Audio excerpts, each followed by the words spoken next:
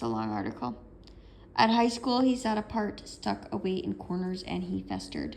Once he showed me a snapshot taken in his mid-teens, surrounded by a group of classmates smiling in sunlight, half a dozen kids in a loose semicircle, golden-fleshed, archetypal Californians, and they slouch and take their ease.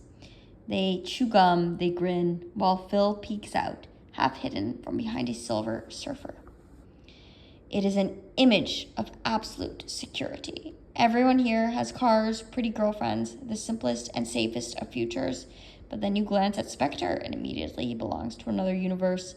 Bad hair, bad skin, bad posture. Focus on his eyes, and all you can see is evasion. White flesh in a world of tan, mess in a world of smooth. Everything about him is awkward, alien, discomforting, and all the others are looking elsewhere. That was the premise he worked from. In his first invention, here, he was hopeless. In his second, he took revenge. All his pent-up energy and rage, his caged passion, broke to the surface deliberately.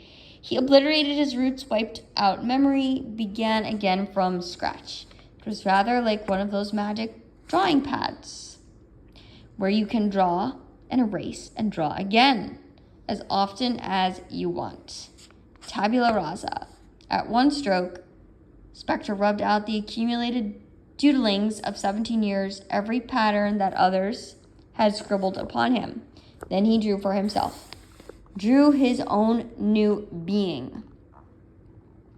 In the late 50s, rock and roll made an obvious context. New and virgin territory, ripe for raiding.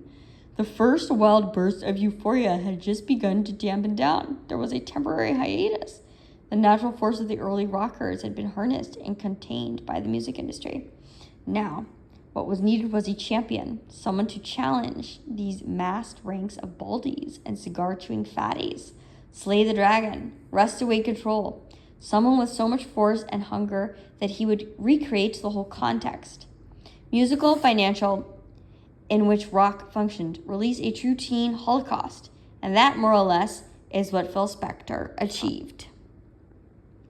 The saga itself was simple. In the beginning, Spector was merely a fan who had a good ear, could play a little guitar, and chanced to live in Hollywood, the perfect rock and roll place. At precisely the right moment, he was surrounded by teenage icons, current and future, Annette Funicello, Cher, the budding Fondas, Jan and Dean, massed spawn of the Sinatras and Martins, the Mitchums, the Kirk Douglases, the collected droppings of 1,000 stars.